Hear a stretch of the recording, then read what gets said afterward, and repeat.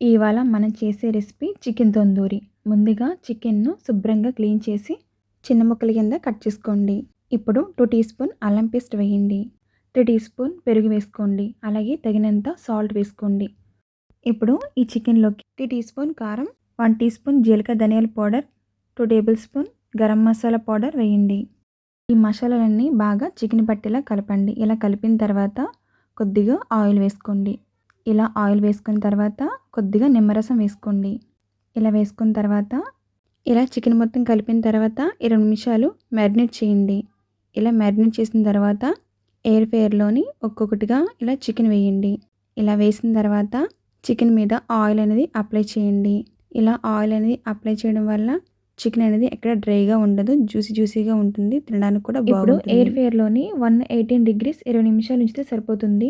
చాలా సింపుల్గా ఈజీగా ఎయిర్ ఫ్రైయర్లో చికెన్ తందూరి రెడీ. వీడియో నచ్చితే లైక్ చేయండి, షేర్ చేయండి.